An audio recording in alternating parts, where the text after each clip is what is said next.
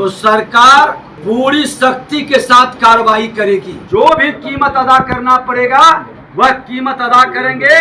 नहीं लौटेंगे तो हम अस्थायी बहाली की भी व्यवस्था का विकल्प को खुला रखेंगे। राजस्व कर्मचारी के बाद अब सीओ की अनिश्चितकालीन हड़ताल। सीओ और आरओ ने खोला सरकार के खिलाफ मोर्चा। नमस्कार, आप देख रहे हैं देशवा न्यूज, मैं हूं आपके साथ वैष्णवी। देखिए, बिहार में कुछ अलग हो रहा है। सभी प्रशासनिक सेवाएं अब ठप हो जाएंगी। दरअसल आपको बता दें कि आरओ के बाद अब सीओ साहब भी अनिश्चितकालीन हड़ताल पर जाने का ऐलान कर चुके। 9 मार्च यानी कि आज से ये हड़ताल की शुरुआत हो रही है। 11 फरवरी से पहले ही सारे राजस्व कर्मचारी जो है वो हड़ताल पर थे अपनी मांगों को लेकर के। विजय सिन्हा के आश्वासन देने के बाद भी ये लगातार जारी है। अब ऐसे में अंचला अधिकारी भी अब उनके साथ हड़ताल पर बैठेंगे और अनिश्चितकालीन हड़ताल है। ये नहीं पता कि काम कब से शुरू होगा।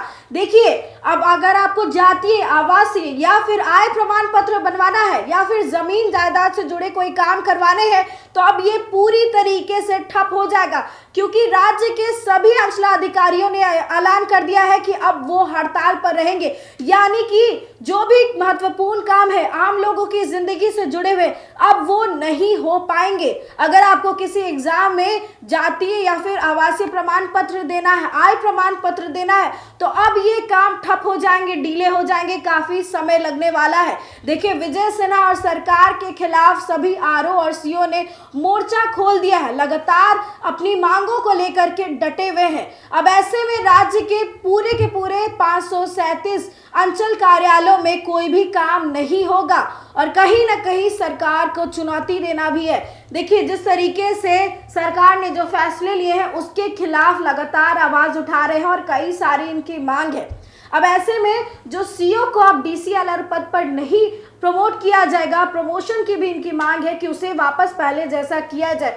ये सभी बातें सामने आ रही हैं। इधर विजय सिन्हा आश्वासन दे रहे हैं और इधर सीओ साहब और आरओ साहब जो है वो बात नहीं सुन रहे। अब अनिश्चितकालीन हड़ताल है, कई सारे कामकाज ठप हो जाएंगे। सिर्फ जमीन से और ये सारे सर्टिफिकेट से जुड़े हुए काम नहीं, कई सारे काम इससे प्रभावित होने वाले हैं। और ये भी बताया जा रहा है कि इस हड़ताल में बिहार राजस्व सेवा के 2 प्रमुख संगठन बिरसा और बिरसा यूनाइटेड पूरी तरह शामिल है। दोनों संगठनों ने संयुक्त रूप से सरकार के खिलाफ मोर्चा खोलते हुए ये फैसला लिया है कि जब तक उनकी मांगों पर सकारात्मक पहल नहीं की जाती है तब तक हड़ताल जारी रहेगी। और विभाग की ओर से कई बार आश्वासन भी दिया गया लेकिन कोई कार्रवाई नहीं की गई है और इसी की वजह से ये गुस्सा देखने को मिल रहा है।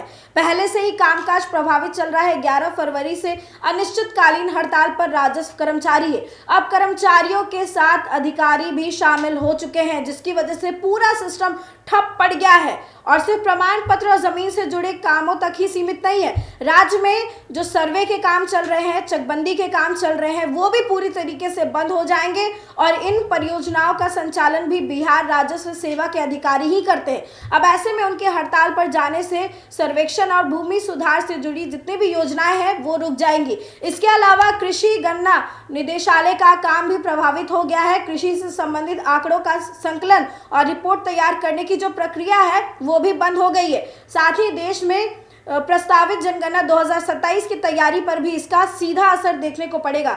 जनगणना 2027 के लिए राजस्व विभाग को नोडल विभाग बनाया गया है। अब ऐसे में राजस्व अधिकारी की हड़ताल से इस महत्वपूर्ण कार्यों की तैयारी भी प्रभावित रहेगी पूरी तरीके से। और हड़ताल अगर लंबी चलती है तो इसका असर प्रशासनिक व्यवस्था के साथ साथ विकास योजनाओं पर भी पड़ेगा।